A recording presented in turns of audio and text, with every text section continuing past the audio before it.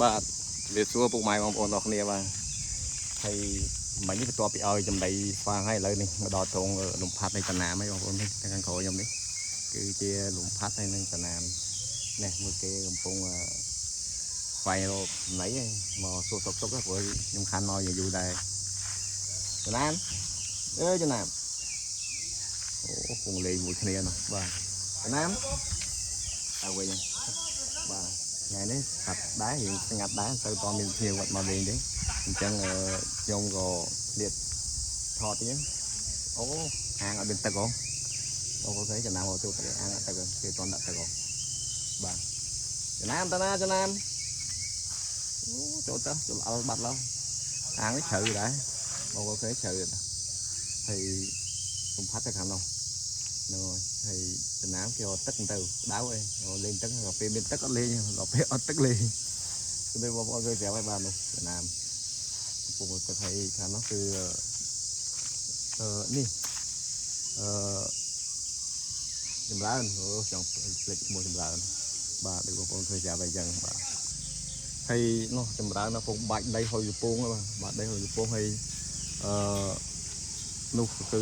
តំណាមពងដើរទៅនោះហើយលំផាត់ទៅចុងបាទខ្ញុំថតពីថ្ងៃបងប្អូនទេដោយសារវាហុយចម្រើនបាច់ដីឡើងហុយហើយហុយកំពងហ្មងបងប្អូនឃើញមកឡើងហុយហ្មងបាទឥឡូវមកដល់គៀកចម្រើនតិចហើយអូកំពុងប្រឡែងទេបាទនោះហើយចម្រើននេះយកខាងឃើញបងប្អូនខ្លះក៏ទៅបានមកលេងអត់ទៅបានឃើញចម្រើនបានទេបាទឥឡូវនេះចម្រើនមកដើរមកហើយគៀកយើងមែនតើបានទេដើរមកអត់មានអ្នកលក់ដូងទិញដូងឲ្យចម្រើនទេបាទឃ្លានទេដល់មកឃ្លានទេដែរអត់មានអ្នកលក់ដូងបើមានអ្នកលក់ដូងខ្ញុំទិញដូងឲ្យចម្រើនហ្នឹងបាទឲ្យចម្រើនលក់ចិត្តដូងបាទឥឡូវនេះយើងបានពោតមកផ្លែអូមិនត្រូវពោតបានមកផ្លែទុកឲ្យចម្រើនឥឡូវយើងមើលទៅទៀតខ្ញុំនឹងបោះពោតនេះឲ្យចម្រើនណាបងប្អូនចាំមើលអស់គ្នាបាទចាំមើលខ្ញុំបោះពោតនេះឲ្យចម្រើនអូចម្រើនយកពោតអូនោះបានពោតមកផ្លែ